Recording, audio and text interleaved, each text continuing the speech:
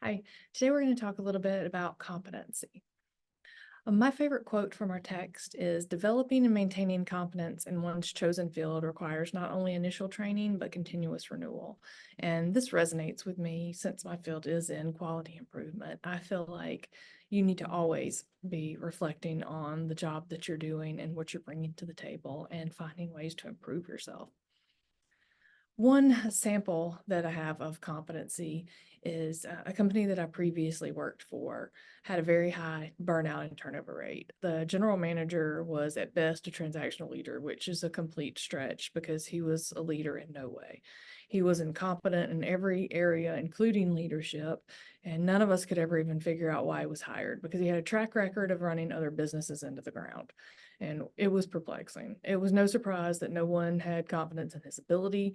Everyone was looking for other jobs, no one was satisfied, and we were all stressed. His motto, whenever anyone had a suggestion for improvement or a complaint about the way things were, was just be glad you have a job, which just further reinforced his ignorance and emotional incompetence. There was no trust in his competency because he really didn't prove to have any at all. And we didn't feel like he had the best interest of the company or the employees guiding him in anything that he did. Our basic needs for security were never even met. I took a 40% pay cut just to leave there so I didn't have to cry on my way home every day. He was abusive. And it's amazing the different direction my life took when I started working for a transformational leader. From our assigned article, I think my biggest growth takeaway was about empowerment, that leaders should always empower their team members to self-organize and make the best decisions. And this involves providing clear direction while allowing employees to take ownership of their work. Empowered teams tend to be more productive, provide better service, and show higher job satisfaction.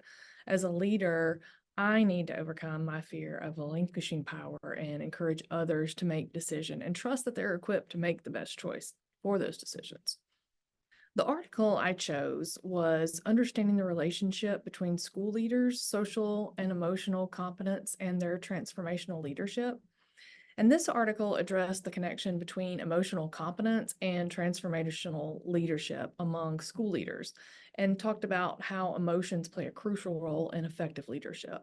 And they found that emotional competence and transformational leadership actually shared some common elements, essentially using emotions effectively in social situations, which was something that could be developed over time.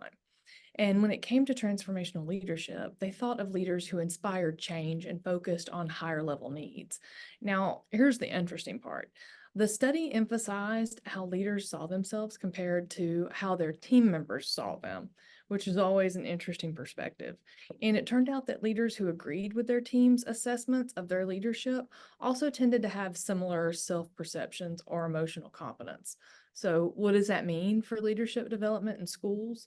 Well, it suggests that training programs should consider both self-ratings and assessments from others to really enhance leadership skills effectively.